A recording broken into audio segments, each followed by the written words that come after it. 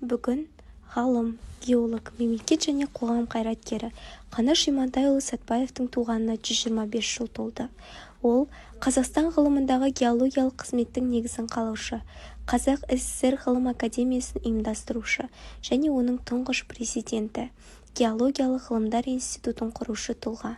Қаныш Имантайұлы Сәтбаев 1899 жылы 12 сәуірде Павлодар облысының Баянауыл ауданында дүниеге келген. 1911 жылы ауыл мектебінде бастауыш білім алып, Павлодардың орысша-қазақша училищесіне түседі. Ал 1914 жылы Семейдің мұғалімдік семинариясында оқиды. Қаныш Сәтбаев энциклопедиялық білімі бар 20 ғасырдың ғұламасы. Ол өз заманның сан алуан салалар мен тарауларға бөлініп, жоғары дамыған ғылымының бәрінен хабардар болды. Әр ғылым саласының заңдары мен байлығын ашып, халық игілігіне пайдалануға қалтқысыз қызмет етті. Қаныш Сәтбаев жаңашыл ғалым. Ол металлогения ғылымының негізін салушылардың бірі.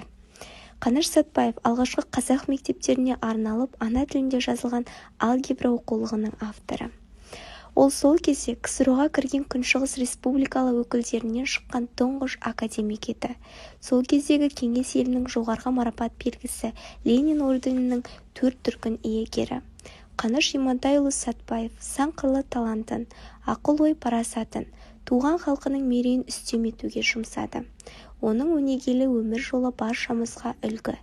Белгілі қоғам қайраткері Ілияс Омаровтың сөзімен айтсақ, Қаныш қазақ топырағында туып, халқының сүтін ішіп, ер жетті де сол халқының даңқын бүкіл әлемге көтерді. Өзі де сол шеңберде қалып қойған жоқ, дүние жүзіне белгілі болды деген. Сәтбаевты барша қазақстандықтар сүйген еді. Оның бейнесінде тұңғиық ой, мейір, жылы қабақ және де бір даналық сезілетін. Көздерінің өзі таңғажайып, мейірімге толы, ақылды, көңілді, сәл күліп тұратын еді. Егер онымен сыр шертсеңіз, сондай бір жақсы әсерде қаласыз. Қажым Жұмалиев, академик ғалым. Мен Қарсақбайда Қаныштың қасында бір ай жүрдім. Қазақстанның жер астының байлығы туралы, алуан кенінің сырлары туралы көп әңгімені, көп жайды содан алған едім. Қаныш жан-жақты ғалым болатын. Сәбит Мұқанов, академик жазушы.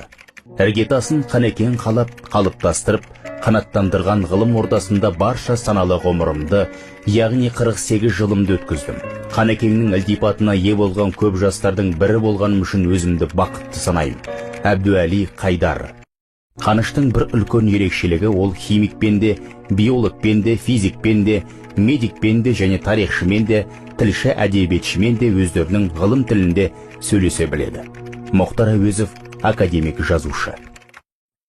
Туған жердің тағдыры толғантпаған, жаны тебіреніп, ол туралы ойланбаған жігітті қайтып азамат дейміз. Туған жердің қара тасын мақтан ете білмеген азамат, бөгді жердің алтын тасын да мақтап жарытпас. Қаныш Сәтбаев. Менен өз өміріңдегі аса зор бақыт дегенді қалай түсінесің деп сұраса, онда мен өзіміздің елімізде өмір сүру және жұмыс істеу секілді зор құрметтің үлесіме тигенін өзім үшін ең үлкен бақыт санайтындығымды алға тартар едім. Қаныш Сәтбаев.